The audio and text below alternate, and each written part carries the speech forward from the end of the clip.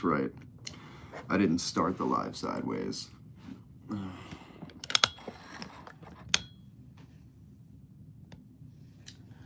yeah. Got the Marcolo Comet.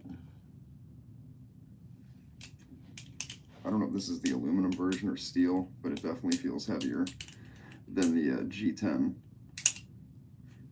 which is fine, but still a great knife, budget friendly.